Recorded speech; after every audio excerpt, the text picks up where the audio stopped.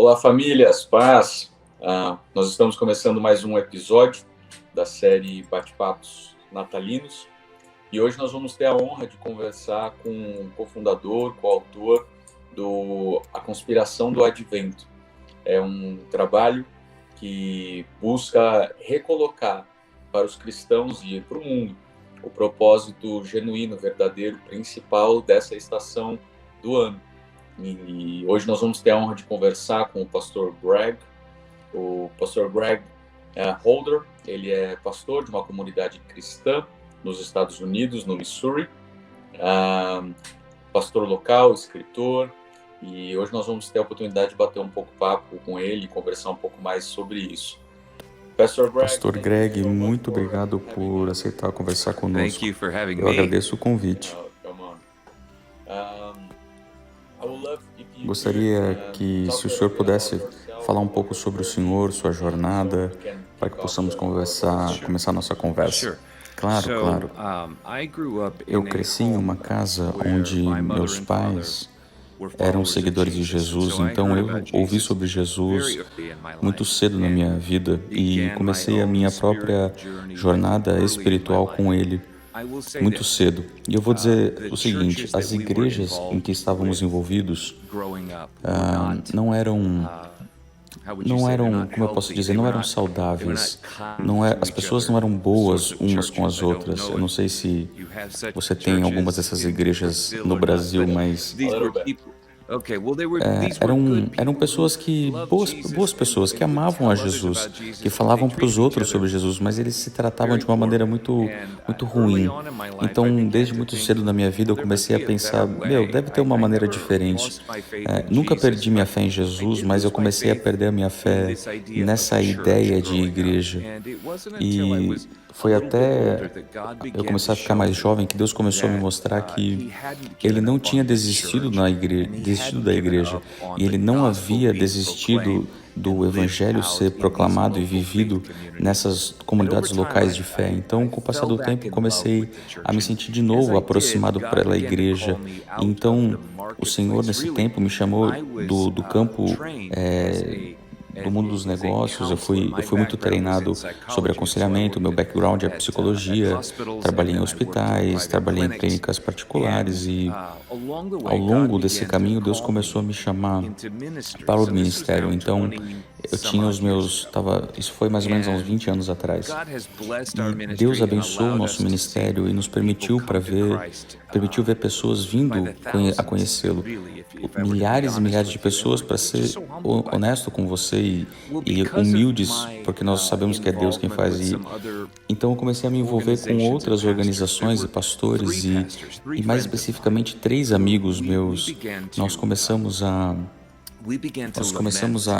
construir uma conversa sobre como celebrávamos o Natal. E então esses 3 são justamente os 3 que são autores desse livro que você mencionou antes, o Advento, a Conspiração do Advento. Então foi aí que as coisas começaram então a decolar em relação ao celebração do Advento de maneira diferente. Então esse é meio que o background de quem eu sou. Incrível. Então, se o senhor pudesse falar um pouquinho sobre o aspecto geral do livro, a Conspiração do Advento, é realmente um título assustador. As pessoas, conspiração não é uma palavra muito relacionada a coisas boas. E nós realmente falamos sobre isso no livro, porque nós não queremos assustar a ninguém. Mas isso que nós descobrimos. Nós começamos a conversar, nós 3, e admitimos que depois da estação de Natal, aqui, pelo menos nos Estados Unidos, depois da estação super ocupada do Natal, onde as igrejas, às vezes até ocupadas demais, ocupadas todos os dias da semana, nós chegávamos ao final do Natal exaustos e começamos a perguntar, será que nós perdemos a oportunidade de celebrar o verdadeiro significado do Natal, que é, óbvio, Jesus, seu nascimento, sua vinda para a Terra? Então nós começamos a fazer essa pergunta para nós mesmos, será que nós estamos sendo tentados, atraídos por esse essa maneira consumista de fazer as coisas, será que nós estamos sendo atraídos e começados a pensar que o Natal só é celebrado se eu estiver realmente muito ocupado e gastando, gastando, gastando e comendo, comendo, comendo? Então, você consegue imaginar? Nós começamos a falar uns com os outros, deve haver uma maneira diferente. Então, nós conspiramos. E se nós começarmos as nossas 3 igrejas, se nós acreditarmos que existe uma maneira diferente de fazer isso, e eu realmente amaria poder, sabe, falar sobre isso, que nós amamos o Natal, nós amamos celebrar o Natal, nós não somos anti alguma coisa, nós não somos anti, vamos dizer assim, nós não somos contrários a dar presentes, mas eu vou dizer o seguinte, existem 4 pilares que nós identificamos. Adore completamente, gaste menos, dê mais e ame a todos. Então, adore por completo. Começamos a dizer para nossas igrejas, o Natal começa e termina conosco adorando ao Rei. Jesus nasceu e isso muda absolutamente tudo. Então, se nós não conseguimos preencher o nosso coração de adoração, nós estamos perdendo aquilo que o Natal verdadeiramente é. A segunda coisa é gaste menos. E aqui é que as pessoas às vezes ficam irritadas. Então vocês são contra dar presentes e coisas do tipo. E não é nada com isso. O que nós estamos pedindo para as pessoas fazerem para que elas garantam que elas não deem presentes de maneira irresponsável. E uma das coisas que eu quero dizer é que aqui nos Estados Unidos, sabe, não tem motivo nenhum para dar para aquele seu tio Joe um suéter horroroso que ele nunca vai usar em nenhum dia das suas vidas. Então, mas às vezes a gente faz por hábito ou até por obrigação. A outra parte da história é essa ideia. Às vezes gastamos dinheiro demais e às vezes nós nos colocamos em débitos. Aqui nos Estados Unidos, e acho que em muitos países de cultura ocidental, nós gastamos mais daquilo que nós realmente podemos e temos. E aí quando nós chegamos ao final do Natal, você entra em janeiro e você começa a olhar todo o dinheiro que você gastou e tudo mais, e você fala, o que eu fiz? Meu Deus, e agora você está nesse débito que realmente não glorifica a Jesus de maneira nenhuma. Não é isso que Ele nos pede para fazer. Então, o gaste menos não significa que a gente não dá presentes, significa que nós seremos mais inteligentes na maneira como gastamos. E aí chega na parte de dar mais. E aí parece que é um pilar contraditório. Gaste menos, mas dê mais. O que você quer dizer? Nós estamos falando, no livro a gente fala sobre isso, nós falamos sobre presentes relacionais. O tipo de presente que celebra relacionamento, o relacionamento um com o outro. Então, o presente maior que já foi dado, o presente relacional maior, foi quando Deus deu o seu único filho para todo aquele que nele cresce. Isso é Natal. Não seria interessante se nós dessemos uns aos outros presentes realmente intencionais, que não custam tanto dinheiro, mas que significam muito mais? Vou te dar um exemplo. As pessoas no Brasil vão entender porque eu sei que vocês amam café. E café é algo muito querido para o meu coração. Quando nós começamos a fazer isso, teve um jovem, estava mais ou menos seus 20 anos de idade, e o presente que ele deu para o seu pai naquele ano foi um saco de grãos de café. E você pensa, ok, mas tinha um cartão no saquinho e dizia, papai, você só pode tomar desse café comigo. Todas as vezes que nós moemos esses grãos e fazer essas xícaras, será um momento meu e seu. E eu quero ouvir histórias de como você se tornou um homem, de como você descobriu a Deus e quais são os seus sonhos. Agora, me diga, quão importante aquele simples saquinho de grãos de café se tornou para aquele pai. É um exemplo perfeito de um presente relacional. Então, gaste menos. Você começa por adorando completamente, plenamente, e aí você gasta menos. Você dá esse presente cheio de intencionalidade, você pensa sobre isso.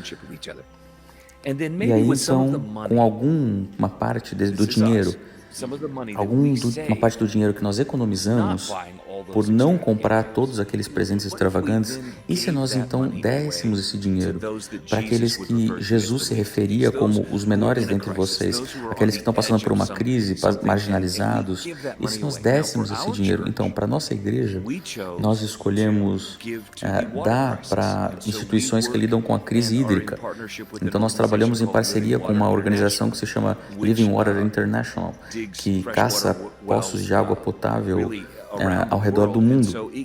Então, nos dá a chance todos os anos de celebrar de que nós realmente estamos dando para pessoas que, honestamente, nós nunca nem poderemos conhecer, mas é como se nós realmente estivéssemos dando dinheiro em nome de Jesus. Então, esses são os 4 pilares que você vai encontrar no livro. Adore plenamente, gaste menos, dê mais e ame a todos. E aí, ao final do Natal, nós sentimos como se tivéssemos celebrado o Natal de maneira correta. Uau, isso é incrível. Você mencionou sobre sua igreja. Então, como é que se aplica? Qual foi o começo disso? Como é que vocês chegaram com essa nova maneira contracultural de celebrar o Natal? Bom, você está certo, é uma maneira contracultural. Isso significa que você precisa envisionar o seu povo, você precisa ensinar sobre esse princípio.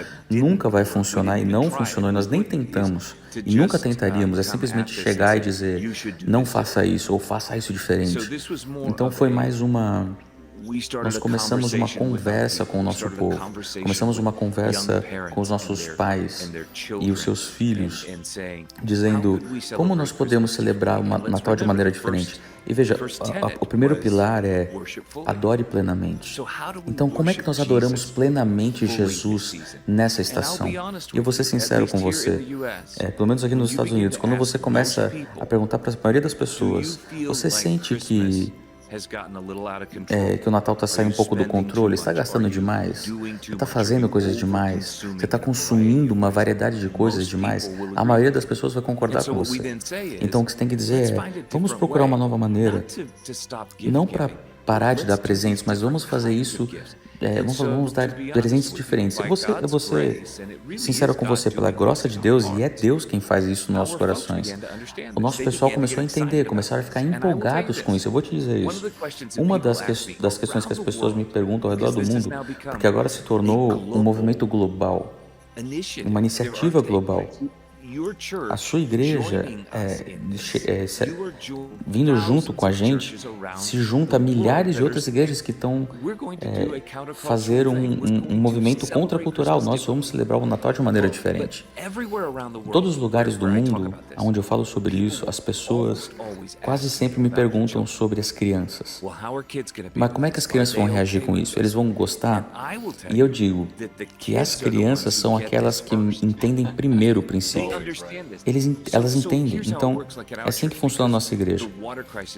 Essa crise hídrica é muito importante para nós nessa época do Natal. As crianças começam a guardar o seu dinheiro por todo o ano para que elas possam, no Natal, dar dinheiro para crianças que elas nunca conhecerão. E eu me lembro de uma história, aconteceu mais de uma vez. As crianças chegavam, pediam para seus avós, olha, vovô, tem um presente que eu quero. Tem um presente que eu quero. Por favor, não me dê mais um presente do que isso. E o dinheiro extra, por favor, me dê esse dinheiro para que eu possa entregar para a iniciativa de águas limpas para crianças em países que não têm condição. Então, os avós agora estão aprendendo com os seus netos sobre. E é assim que a cultura da sua igreja começa a ser transformada. Eu tenho muitas maneiras de contar histórias para engajar essas famílias e como ensinar aos novos sobre isso, aos pais, aos filhos. E assim começa algo, com o passar dos anos, começa a fazer sentido. Segundo, terceiro, quinto ano que você está fazendo isso, começa a se tornar parte da cultura da igreja. Uau! Que história incrível! Deixa eu te fazer essa pergunta. Todos nós sabemos que generosidade é um princípio bíblico e nós precisamos agir sobre isso. Eu vou te fazer uma pergunta que... como se eu não gostasse do Natal. Vou te fazer a pergunta. Por que é importante para nós tratar de maneira diferente essa questão das outras estações do ano. Por que celebrar o Natal? Bom, primeiro de tudo, nós não vemos na Bíblia não deverás celebrar o Natal. Então a gente já começa por aí. E se nós entendemos a história da igreja, muitos anos depois, muito tempo depois de Jesus nascer, mas para nós somos muito evangelísticos na nossa igreja. Nós queremos que as pessoas saibam quem Jesus é. Então, pessoas que nunca viriam para uma igreja. Então, nesse mundo que nós estamos, eu diria, até a maior parte do mundo, existe... Qual que seria a palavra certa? É quase... Você nem pensa sobre... É simplesmente, nos Estados Unidos a gente tem um termo, é como um reflexo do joelho. Dezembro, vamos celebrar o Natal. A maior parte das pessoas vai dizer, vamos celebrar os feriados, as festas. E para nós sabemos que esse feriado que diz respeito ao nascimento de Jesus.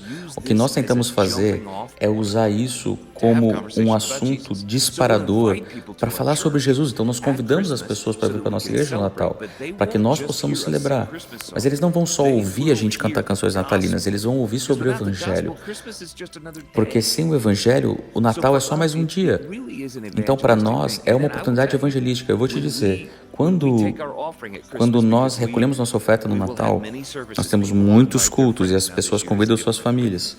Claro, esse ano é diferente com a pandemia, mas num Natal normal, sem pandemia, haveriam muitas pessoas vindo para os nossos cultos. E o momento de oferta, quando as ofertas são tiradas, nenhum dólar dessas ofertas fica conosco. A menos que você diga especificamente, essa oferta vai ser aplicada aqui. Tudo que é recolhido sai do nosso prédio, tudo vai para essa iniciativa de águas limpas, para aqueles que estão fora, além de nós mesmos. Então, quando isso acontece, alguém diz, e alguém é meio cético sobre, ou às vezes eles são céticos não só sobre Deus, mas sobre a igreja. Infelizmente, esse é muito dos casos. Mas quando eles veem uma oferta sendo tirada e o dinheiro indo para fora do templo, então a conversa muda com seus amigos. Então, para nós, o Natal é uma realidade, um motivo muito bom de celebrar Jesus, contar a história do Evangelho de Jesus e de uma maneira contracultural, mostrando para as pessoas que nós, seguidores de Cristo, realmente acreditamos e nós queremos ser generosos. Veja, o seu ponto original é exatamente, está correto. A generosidade não é algo que deve ser limitado ao Natal. Mas o que nós estamos descobrindo é que isso tem despertado algo no coração das pessoas ao longo dos anos. Então nós estamos sendo intencionais agora, com seus filhos, famílias, que elas estão tendo conversas e nós estamos descobrindo que essa conspiração do Advento, essa iniciativa, está mexendo algo de generosidade dentro das igrejas, ao longo dos outros 11 meses do ano dentro das igrejas. E é assim que deveria ser. Uau, eu estou convencido. Eu já estava convencido, mas agora eu estou mais ainda. Para você, qual é a principal diferença entre o Natal que agora vocês celebram e as festas que todos os outros celebram? Eu acho que quando você usa essa palavra, o consumismo, nós simplesmente pensamos muitas vezes em gastar dinheiro. E certamente isso também diz respeito a isso. Eu espero que, na verdade, a maneira como nós fazemos as coisas, nós não gastemos dinheiro de maneira tola. Mas não é só sobre isso. É sobre essa ideia de você não tem que dobrar tudo e comer em dobro e consumir tudo. Eu tenho que ir em todas as festas. Eu tenho que ouvir todas as músicas natalinas. A minha casa tem que ser a mais linda do que todas as outras casas do bairro. E de repente, quando nós começamos a perceber, nós nos damos permissão para dizer não. Eu não vou fazer dessa maneira. Nós não somos ranzinzas sobre isso. Nós não somos o Grinch. Nada disso, mas tem momentos que nós, como cristãos, nós precisamos nos dar permissão para dizer: eu quero voltar para aquela ideia de adoração. E para isso acontecer, eu preciso dizer não para essa festa aqui, porque vai ser melhor para mim estar em casa com minha família essa noite e simplesmente curti-los. E eu acho que isso honra Jesus, e é isso uma maneira bela de celebrar o Natal. Então, para nós, muito é sobre não sermos atraídos para a loucura que existe normalmente na estação natalina. Essas são basicamente algumas das diferenças. E a razão número 1 é: nós adoramos plenamente a Jesus. Nós ensinamos as pessoas que no Natal você não tem Natal sem Cristo. Ele é o Natal. Essa é a grande diferença. Incrível. Glória a Deus. And how can we stay apart, like remain with our heart? Como é que a gente pode se manter à parte, manter os nossos corações puros para não entrar nesse Natal consumista? Quando você diz flertar, é muito bom porque está implicado aí em tentação. Existem tentações, a gente precisa ser cuidadoso no meio de tudo isso, de não sermos fariseus, aquelas pessoas que são tão justinhas. Não, agora vamos criar novas regras. Nós vivemos pela graça e eu não posso viver sem a graça de Jesus. Então eu quero que o meu coração ele esteja plenamente cheio de gratidão e maravilhado e ansiando por adoração. E isso não vai acontecer se eu trocar um jogo de regras, um grupo de regras. Eu tenho que gastar tanto, eu tenho que ir para essas festas, eu tenho que fazer isso. Se eu substituir essas regras por outras novas regras, eu não posso gastar isso, eu não tenho que fazer isso, eu não posso fazer isso. Não. Eu quero começar e terminar com Jesus, adorando. E quando você diz flertar, é uma constante batalha em cada um dos nossos corações. É como qualquer outro mês do ano. Eu acordo todos os dias e eu tenho que prestar atenção às distrações, às tentações, às coisas que estão me puxando para fora do trilho e para fora da minha jornada espiritual que eu tenho com Cristo.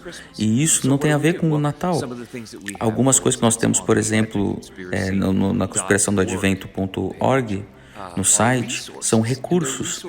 E são recursos para igrejas, mas são recursos também para indivíduos. E são coisas muito lindas que você pode ver, devocionais e liturgias. E se nós praticarmos isso por mês de dezembro, é incrível como Deus nos encontra lá e mantém os nossos corações alinhados com o princípio. Então, de uma maneira muito prática, vai para o nosso site e é tudo de graça. Nós estamos dando todos esses materiais. Uma das coisas que eu esqueci de falar é que quando nossas 3 igrejas criamos, nós decidimos que nós geraríamos uma variedade de recursos e nós daríamos, porque é isso. O livro você tem que pagar porque a editora quer o seu livro, mas nós não queremos, nós entregamos o dinheiro. Então, essa seria uma maneira muito prática. Entra no adventconspiracy.org e tem muitos recursos que você e sua família podem usar para manter o seu coração afinados com o de Jesus por essa estação. Sobre o ser prático, o que você pode dizer para os pais sobre serem práticos? Acho que, como um pai, quando os meus filhos eram mais novos, foi conversar muito com eles. Era realmente falar algumas coisas, verbalizar, falar sobre a história de Jesus, e não era sobre nós sendo bravos, odiando o Natal, detestando o Papai Noel. Não era nada disso. Era sobre nós falando sobre Jesus e sobre quem Ele é, porque Ele é sábio. A história dele é tão bela, tão boa. E muitos, quando ouvem essa história, quando eles ouvem, eles querem saber mais. Então nós falávamos sobre decisões conscientes que fazíamos. Ei, vamos fazer isso de maneira diferente esse ano. Existe uma razão pela qual nós não vamos gastar tanto dinheiro nisso. Existe uma razão pela qual nossos presentes vão ser mais diferentes.